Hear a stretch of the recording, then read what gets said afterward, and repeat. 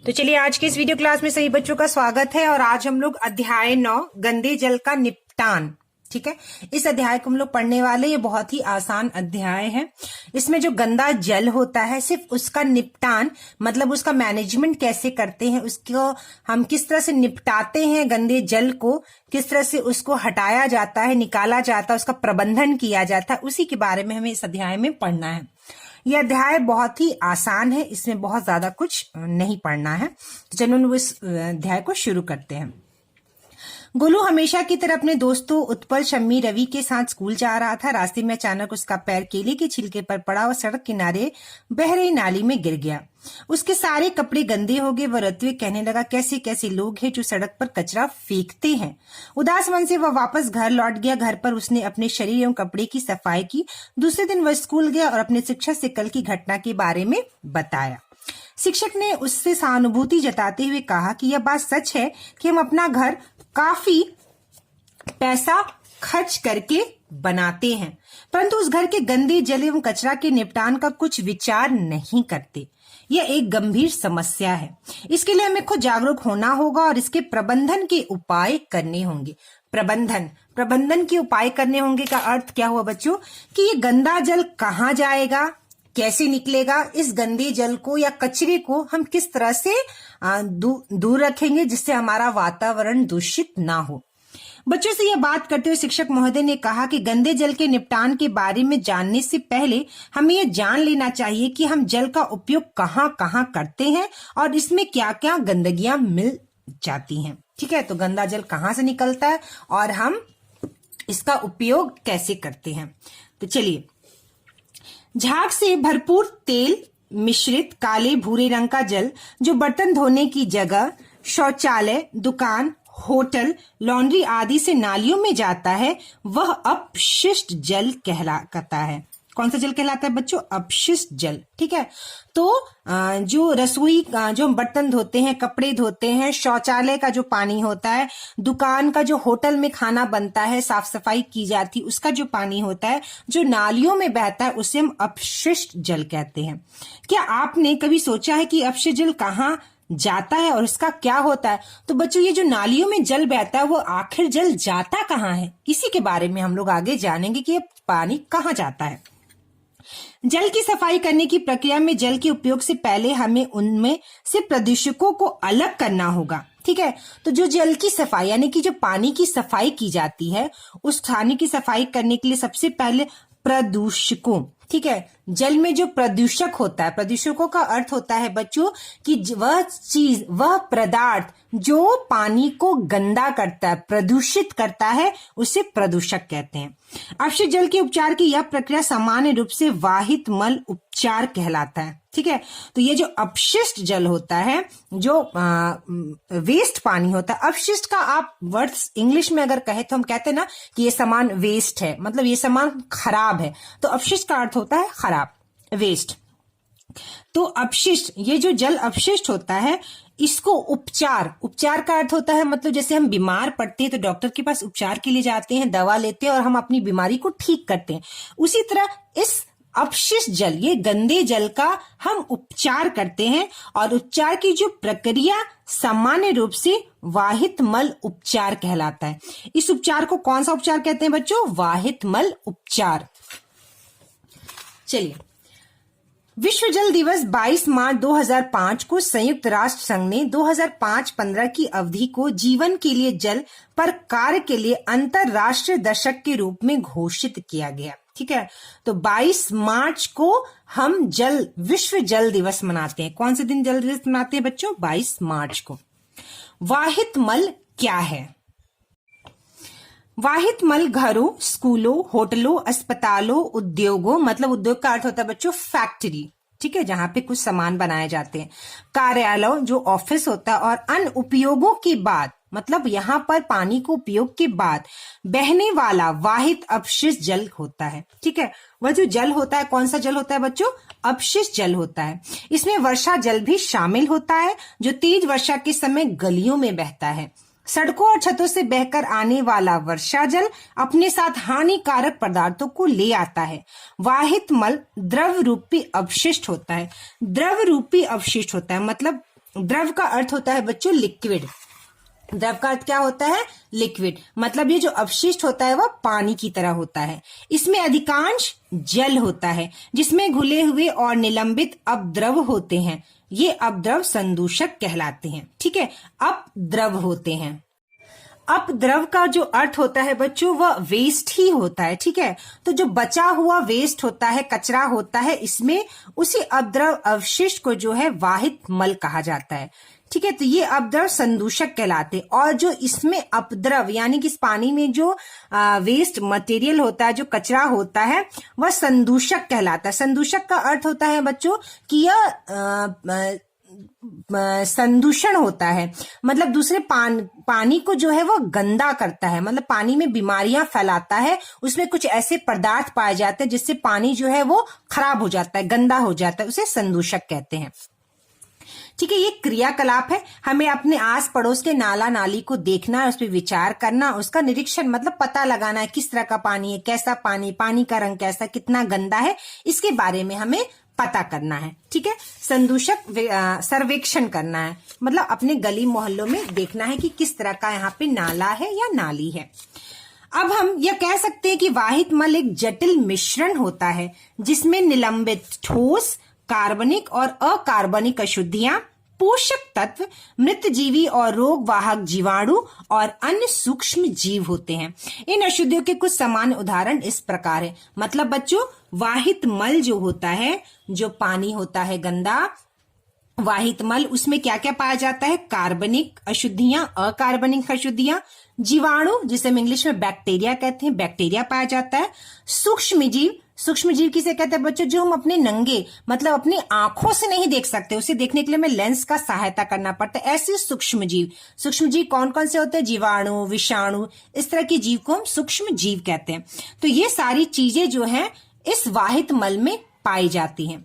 जिसे कार्बनिक अशुद्धियां मानव मल, मूत्र, जैविक अपशिष्ट पदार्थ, तेल, फल जो होते हैं कार्बनिक अशुद्धियां होते हैं। कार्बनिक का अर्थ होता है कार्बन का तत्व पाया जाता है। इन अशुद्धियों में क्या पाया जाता है बच्चों?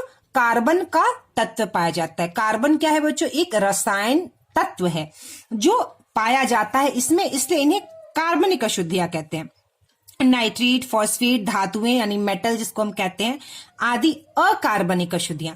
अकार्बनिक अशुद्धियां का अर्थ होता है बच्चों कि ऐसा उसमें जो है कार्बन तत्व जो है, जो रसायन होता है कार्बन तत्व, जिसे हम सी लिखते हैं, सी से डिनोट करते हैं कार्बन। ठीक है, CARBON, कार्बन। और कार्बन को हम किस संकेत से डिनोट करते हैं बच्चों? सी से। तो जिसमें कार्बन तत्व पाया जाता है उसे कार्बनिक अशुद्धियां कहते हैं, और जिसमें कार्बन तत्व नहीं पाया जाता है उसे अकार्बनिक अशुद्धियां कहते हैं। तो ये सारी चीजें हैं जो वाहित मल में जो पानी होता है उसमें पाया जाता है। ठीक है, यहां पर भी बच्चों क्रियाकलाप दिया गया है। क्रियाकलाप का देखिए बच्चों सीधा सीधा अर्थ होता है कि इसे हमें करना होता है, एक्टिविटी हमें करना होता है, अपने आसपास चीजों को जो है उसके बारे में हमें तैयारी करनी होती है। जैसे यहाँ दिया वाहित मल के पथ का रेखा चित्र बनाइए। आपके घर जो वाहित मल बह रहा है आपके आसपास, उसका चित्र बनाना है। गली सड़क अथवा परिसर में घूमकर उनका सर्वेक्षण कीजिए, मेन हॉलों की संख्या मालूम कीजिए। फिर आपको अपने गली मोहल्ले में घूमना है और आपके मोहल्ले में कितने सारे मेन हॉल हैं। मेन हॉल मतलब सड़कों पे जो गड्ढा होता है जिससे में नाली बहती है, नाली का पानी बहता है और गंदे जल बहता है, और जो ढक्कन से ढके होते हैं, हमने सड़कों पे मेन हॉल देखा है। तो ये क्रियाकलाप है, इसे करना होता है और पढ़ने वाला हम आगे पढ़ते चलेंगे। आइए, घर या विद्यालय, होटल, अस्पताल आदि के दूषित जल को सूखता गड्ढा में डालने की विधि जाने। तो देखिए बच्चों, पानी बिना जो है हमारा जीवन नहीं चल पाएगा। तो बहुत बार ऐसा होता है कि हमें ये बताया जाता है सरकार की तरफ से और जागरूकता फैलाई जाती कि जो पानी होटलों में, घरों में या कारखानों में निकलता है, उन पानी को हम कैसे सोख्ता गड्ढे से जमीन के अंदर उन्हें भेज सकते हैं और जमीन के अंदर वो पानी रिस कर चला जाएगा। इससे हमारा जो जल स्तर है भूमि के अंदर का वह बना रहेगा और खत्म नहीं होगा। तो देखिए यहाँ पे सोख्ता गड्ढा बनाने की विधि है। बहुत सारे विद्यालय में भी सोख्ता गड्ढा बनाए जाते हैं, जहां पानी जो है 2 गड्ढे होते हैं। एक गड्ढे में जो है सारा कचरा जाली लगा रहता है और सारे कचरे जो है एक गड्ढे में जो भी प्लास्टिक होता है, कुछ भी कचरा होता है वो छन जाता है और छन कर दूसरे गड्ढे में बिल्कुल जो मिट्टी होता है वह छना हुआ पानी जो है वह जमीन के अंदर सूखता चला जाता है। सूखता गड्ढा का अर्थ ही है कि पानी जो है गड्ढे में जाता है और वह पानी जमीन के अंदर सूखता है। तो देखिए यहाँ पे दिया है, सर्वप्रथम 1 मिलीमीटर चौड़ा लंबा गहरा गड्ढा खोदिए, गड्ढे में ईंट की 3 आकार बड़ा मंजिला छोटा टुकड़ा डालिए। तो यहाँ पे गड्ढे में ईंट का डालना है गड्ढा, गड्ढे के अंदर प्रथम 1/3 भाग में ईंट का बड़ा टुकड़ा डालिए। तो ये पूरी विधि दी गई है कि हम सोख्ता गड्ढा कैसे बनाएंगे, ठीक है। तो बहुत सारे विद्यालय में सोख्ता गड्ढा, बहुत सारे सड़कों पे भी आप देख सकते हैं सड़कें सोख्ता गड्ढा होते हैं। इसका कार्य होता है कि जितना भी गंदा पानी है वह छनकर, उसके जो बड़े बड़े चीजें होते हैं वह छनकर दूसरे गड्ढे में जाता है और वह जमीन के अंदर चला जाता है। तो देखिए यहाँ पे लिखा भी हुआ है, छोटे गड्ढे के पहले स्टील या प्लास्टिक की जाली लगी होती है ताकि नाली का कचरा सोख्ता गड्ढा में न जा सके। तो यहाँ पे देखिए जाली लगी रहती है और सब छन जाता है और छना हुआ पानी जो है इस गड्ढे में आता है। यह छोटा गड्ढा चैम्बरनुमा होगा जिसकी सफाई ढक्कन खोलकर समय समय पर की जा सके और यह ढक्कन खोलकर इसमें जो कचरा जाता है उसे हम साफ कर सकते हैं। चलिए आगे बढ़ते हैं। अगर दूषित जल का सही ढंग से निपटान ना किया गया तो सड़कों तथा स्थानों पर असावधानी पूर्वक फेंकी गई प्लास्टिक की थैलियां अक्सर बहकर नालों में पहुंच जाती हैं, ठीक है।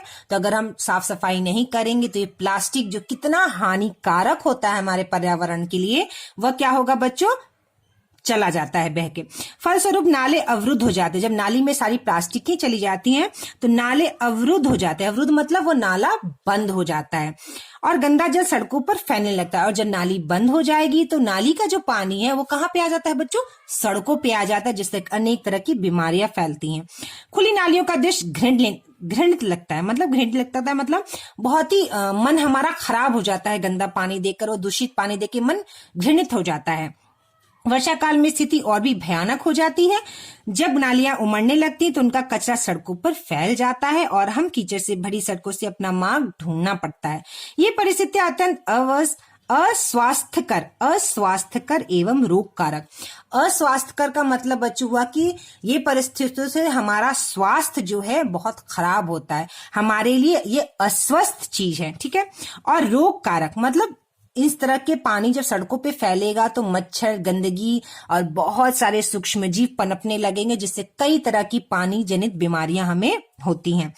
सड़कों पर बिखरे कचरे अपशिष्ट पदार्थों पर रोगवाहक मच्छर, देखिए रोगवाहक मच्छर मतलब वैसे मच्छर जो बीमारी यानी रोग फैलाते हैं, मक्खियां तथा अन्य कीट पनपने लगते हैं। फलतः जल जनित बीमारियां उत्पन्न होने लगती। क्या होने लगती हैं बच्चों, जल जनित, ठीक है, मतलब वैसी बीमारियां जो जल के प्रदूषण से होता है। गोलू जानना चाहता है कि दूषित जल से होने वाली बीमारियां कौन कौन सी है, उनके लक्षण, कारक एवं रोकथाम के तरीके क्या हैं। तो देखिए यहाँ पे बच्चों दिया गया है, एक टेबल है, चार्ट है। दूषित जल से होने वाली बीमारियों के नाम, लक्षण, कारक एवं उनसे रोकथाम। तो देखिए यहाँ पेशिश है, जिसे डिसेंट्री मतलब कि कहते हैं ना कि डिसेंट्री होता है पानी जैसा जो है आपको कई बार जो है शौचालय जाना पड़ता है। लक्षण है पेट में मरोड़ के साथ दस्त, बार बार दस्त होना, उल्टी, लैट्रिन होना। दूषित जल का सेवन, कारण क्या है, गंदा पानी पीने से हमें ये पेशिश बीमारी होती है। रोकथाम, पीने के लिए हमेशा स्वच्छ जल का उपयोग करें। खुजली, बदन खुजलाना, दूषित जल से नहाना, गंदे कपड़े का उपयोग, तो मतलब खुजली जैसी बीमारी जो होती है जिसे हम स्केबीज कहते हैं, वह गंदा पानी नहाने से और गंदे कपड़े पहनने से होता है, तो हमें साफ सफाई रखनी पड़ेगी। हैजा, जिसे हम डायरिया कहते हैं, आपने नाम सुना होगा डायरिया का, ज्यादा और लगातार दस्त होना, ठीक है, क्या होना बच्चों, कै दस्त मतलब लैट्रिन और उल्टी दोनों होना। दूषित जल एवं भोजन का व्यवहार, दूषित हाथों से भोजन करना आदि, मतलब गंदा पानी, दूषित खाना खाना, बिना हाथ धोए खाना खाने से हमें ये बीमारी होती है। तो हमें स्वच्छ जल, साफ कपड़े, साफ पानी का उपयोग करना चाहिए। पीलिया जिसे हम जॉइंडिस कहते हैं, आंख, नाखून एवं पेशाब का पीला होना।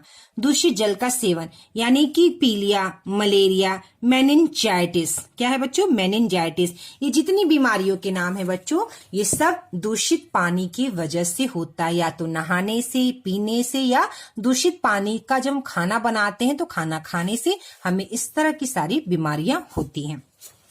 चलिए अब हम लोग आगे की पढ़ते हैं। उपयुक्त जल जनित रोगों का कारण दूषित जल है। तो मतलब जितने भी यहाँ पे रोग हैं बच्चों या बीमारी है वो किस वजह से होता है, दूषित जल मतलब गंदा जल, यानी हमारा पानी जो है वो प्रदूषित हो जाता है, इस वजह से हमें बीमारी होती है। इसके अलावा अनुपचारित मानव मल भी एक प्रमुख कारण है। ठीक है, आज हमारी जनसंख्या का एक बड़ा भाग खुले स्थानों, नदी के किनारे, रेल की पटरियों, खेतों और उनके अनेक बार सीधे जल स्रोतों में ही मल त्याग करता है। ठीक है, तो अनुपचारित मानव मल, ठीक है, तो जो मल होता है बच्चों वो साफ भाषा में कहें तो जो लैट्रिन होता है। ठीक है, तो बहुत सारे लोग आज खुले स्थान पर जो है वो शौच करते हैं, और यह शौच जो है नदी के किनारे, रेल के किनारे, खेतों में अनेक बार पानी में शौच करने से हमें मेन जो हमारा बीमारी होता है जल जनित, वो इसका कारण शौच है। अतः अनुपचारित मानव मल जल जनित रोगों का सबसे सुगम पथ बन जाता है। अनुपचारित मतलब उपचार न किया हुआ, ठीक है, तो वह कारण बन जाता है। देखिए यहाँ पे एक दिया गया है, अपने साथियों से चर्चा करके दूषित जल से होने वाली बीमारियों की सूची बनाइए। ठीक है, तो दूषित जल से बीमारियों की सूची क्या हो सकता है, पीलिया, हैजा, खुजली और पेशिश। चलिए अब हम लोग आगे बढ़ते हैं। क्या आप जानते हैं हर दिन दुनिया भर के पानी में 20 लाख टन सीवेज, औद्योगिक और कृषि कचरा डाला जाता है। देखिए बच्चों कितना इंपॉर्टेंट है ये, 20 लाख टन सीवेज। सीवेज वही होता है सीवेज का पानी, मतलब जो शौच का और मल मूत्र का जो पानी होता है जो हम उपयोग करते हैं करने के बाद, उसी को हम सीवेज कहते हैं। औद्योगिक मतलब जो फैक्ट्री कारखाने में जो पानी का यूज किया जाता है। और कृषि कचरा, जो हम कृषि करते हैं उसका जो कचरा निकलता है, ये सब जो है पानी और कृषि कचरा डाला जाता है दुनिया भर के पानी में। मतलब दुनिया में जितना पानी है उसमें इतना कचरा जो है हर दिन जाता है। दुनिया की आबादी के 18% या 1.2 अरब लोगों को खुले में शौच के लिए जाना पड़ता है।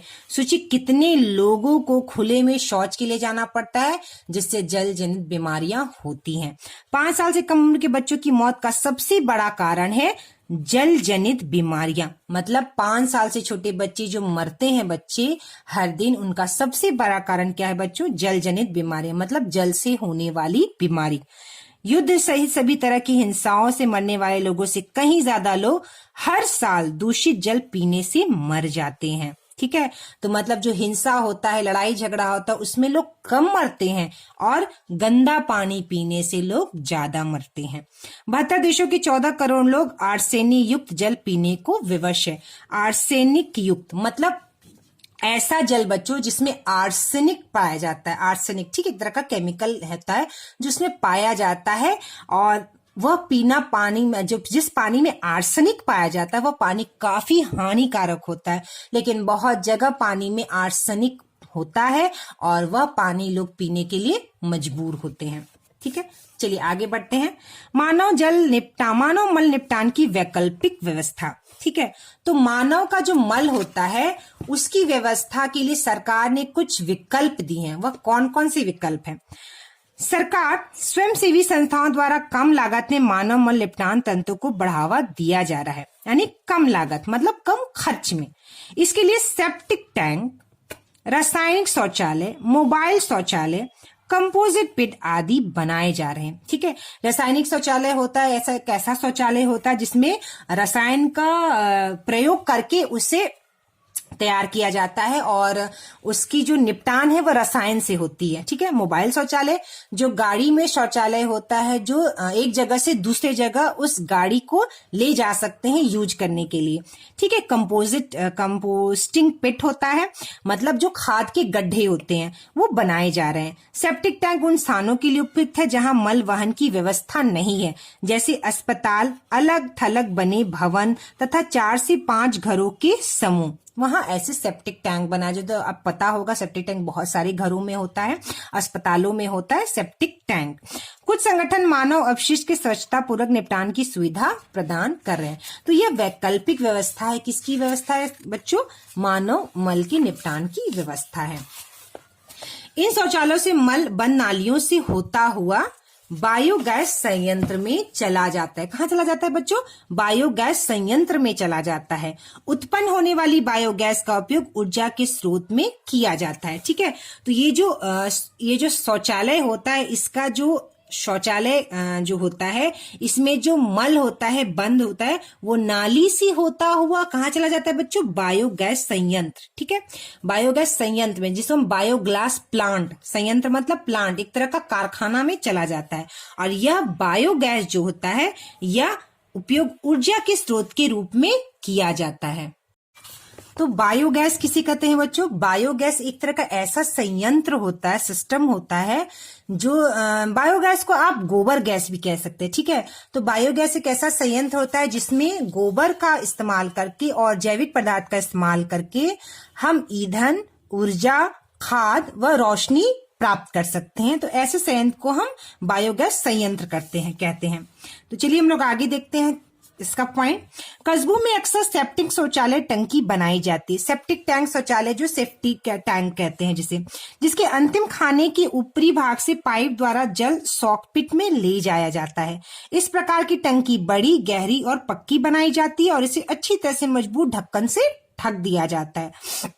बहुत लंबे समय से इस टंकी में मल भर जाने पर इसे खाली करवाना होता है।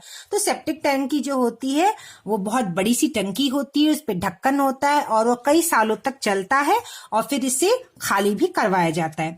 इन दोनों प्रकारों की शौचालय की टंकियों से पेयजल का स्रोत चापाकल या कुएं से कम 20 से 30 फीट की दूरी पर लगाया जाना चाहिए। तो ये सेप्टिक टैंक जो बनाया जाता है बच्चों, जिसमें मल का पानी जाता है, वह टैंक जो है वो चापाकल से या जो कुआं होता है उससे कम 20 से 30 फीट की दूरी होनी चाहिए। और क्यों दूरी होनी चाहिए? कि हमारे जल स्रोतों को संदूषित कर सकता है, क्योंकि वह पानी में रिसकर, मिट्टी में रिसकर वह दूसरी जगह पहुंचकर हमारे पानी को दूषित कर सकता है। इसलिए दूरी रखकर हमें इसे बनाते हैं। और हम ऐसा दूषित जल पीने से विभिन्न प्रकार की बीमारियां के शिकार हो सकते हैं, तो इसे दूर पे बनाया जाता है। चलिए, कस्बे एवं बड़े शहरों में बसने योग्य भूमि की कमी होती है, वहां इस प्रकार की एवं अधिक संख्या में शौचालय की टंकियां, शॉकपिट बनाना संभव नहीं होता है। इन बड़े शहरों में मानव मल एवं गंदा जल बड़ी बड़ी भूगर्भ नालियों मतलब भू मतलब होता है जमीन, धरती, और गर्भ मतलब गड्ढा। तो बहुत बड़े बड़े गड्ढे होते हैं जो नालियां होती हैं, ठीक है, द्वारा घरों से एकत्रित कर संप हाउसों तक ले जाया जाता है। ठीक है, तो बड़े बड़े घरों से नालियां जो है, सड़कों पे जो देखना होगा आपने, नाला होता है, सड़क के अंदर एक नाली बहती है, जो नाला होता है जिसे हम सीवेज कहते हैं, उससे जो पानी निकलकर बड़े बड़े घरों से संप हाउस तक ले जाया जाता है। संप हाउस एक बहुत बड़ा जगह होता है जहां सारा गंदा पानी शहरों का जो है वहीं पे एकत्र होता है। संप हाउस क्या होता है बच्चों? जहां सारा पानी गंदा नालों का मिलकर एक जगह जाता है, उस संप हाउस में। संप हाउस से या जल उपचार संयंत्रों में ले जाकर उसे उपचारित किया जाता है। ठीक है, तो यह संप हाउस का जो पानी होता है, यह जल उपचार संयंत्रों, तो जल उपचार संयंत्र एक अलग संयंत्र होता है, एक तरह का संयंत्र आप कह सकते हैं, कारखाना होता है जहां जल का उपचार होता है। क्या होता है बच्चों? जल उपचार संयंत्र, जल को ठीक किया जाता है, उसको उपयोगी बनाने लायक किया जाता है। उपचारित जल का उपयोग फसलों की सिंचाई एवं उद्योगों में किया जाता है, और यह पानी जो उपचारित किया जाता है बच्चों संप हाउस से ले जाकर जल संयंत्र में, वह किसमें उपयोग किया जाता है? सिंचाई के लिए और उद्योगों मतलब फैक्ट्री जो होता है उसमें यूज किया जाता है। शेष जल की नदियों में गिरा दिया, और जो पानी बच जाता है साफ करने के बाद वह पानी जो है नदियों में बहा दिया जाता है। ये सम्प हाउस में इतना कार्य होता है जल उपचार संयंत्र में। क्या आप जानते हैं कि हमारे राज्य एवं देश में के बड़े बड़े शहरों में इस प्रकार की प्रणालियां हैं? कुछ बड़े शहरों में वर्षा जल निपटान के लिए अलग भूगर्भ नालियां बनाई गई हैं। ठीक है, तो वर्षा का जल जो जाना चाहिए जिस नाली में, उसके लिए अलग नालियां हैं।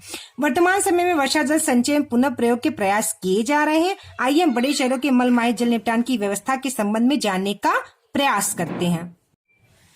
पटना में अपने प्रदेश में गंदे जल के निपटान की स्थिति। ठीक है, जो अपना प्रदेश है वहां पे हम देखते हैं कि हमारे बिहार में गंदे जल के निपटान की स्थिति क्या है। हम अपने शहर के बारे में, अपने प्रदेश के बारे में जानते हैं। पटना में राजेंद्र नगर एवं कंकड़ बाग के कुछ भागों में शौचालय से निकलने वाहित मल के लिए निकास प्रणाली है। क्या है बच्चों? निकास प्रणाली, मतलब ऐसी प्रणाली जहां से यह पानी निकलती है।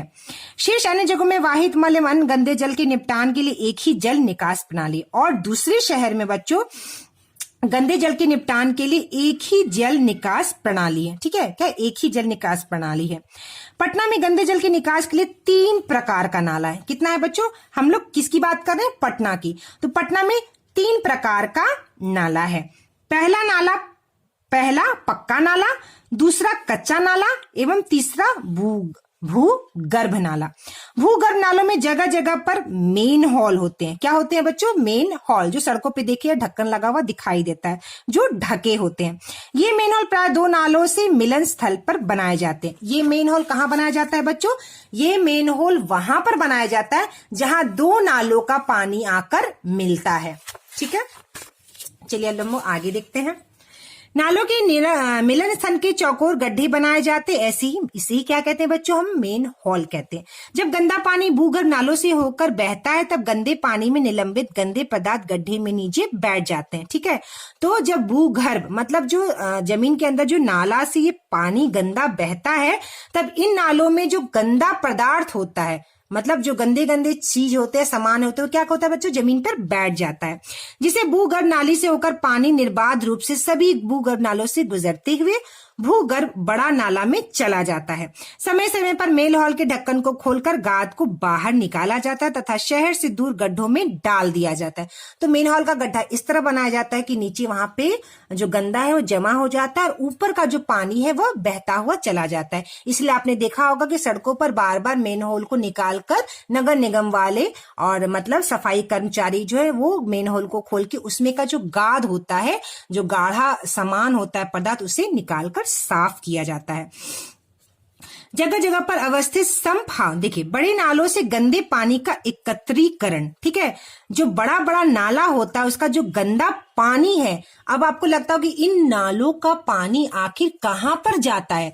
तो बच्चों इन गंदे नाले जो होते हैं, इन नालों का जो गंदा पानी होता है उसका एकत्रीकरण होता है। एकत्रीकरण मतलब बहुत सारे नालों का पानी जाकर एक जगह सम्प हाउस में इकट्ठा हो जाता है। क्या हो जाता है बच्चों? एक जगह सम्प हाउस में इकट्ठा हो जाता है। और सम्प हाउस में जिसे हम क्या कहते हैं? सम्प हाउस कहते हैं। सम्प हाउस के द्वारा इन गंदे जल का वितरण मोटर पंप द्वारा सीवरेज ट्रीट प्लांट में नालों के माध्यम से किया जाता है। अब बच्चों क्या होता है? सम्प हाउस का जो पानी होता है, गंदा पानी होता है, उसको मोटर पंप के द्वारा सीवरेज ट्रीटमेंट प्लांट, मतलब सम्प हाउस का पानी कहाँ भेजा जाता है सीवरेज ट्रीटमेंट प्लांट में जाता है और वहां जाता है, माध्यम से किया जाता है। पटना में बड़े नालों की संख्या वर्तमान में 9 है। तो पटना में कितना है बच्चों? 9 नाला है तथा भूगर्भ नालों का विस्तार पक्का नाला तथा कच्चा नाला से काफी अधिक है। बहुत वर्ष पहले गंदे जल की निकासी पक्का नाला एवं कच्चा नाला द्वारा ही किया जाता था, जो खुला होता था, जिससे गंदगी या दुर्गंध फैलता था तथा जो रोग के मुख्य कारक थे। भूगर्भ नालों की व्यवस्था में यह स्थिति नहीं है। ठीक है, भूगर्भ नाला जब से बन गया बच्चों, तब से अब इस तरह की खुली स्थिति नहीं है, अब सब ढका रहता है।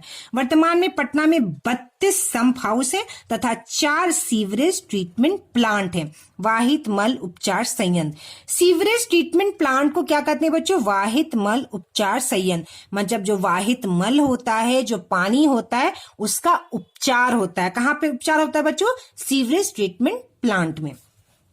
तो देखिए सीवरेज ट्रीटमेंट प्लांट जो है वह 4 है। कौन कौन सा? एक सैदपुर में, एक बेउर में, एक पहाड़ी पे और एक करमली चक में, पटना में।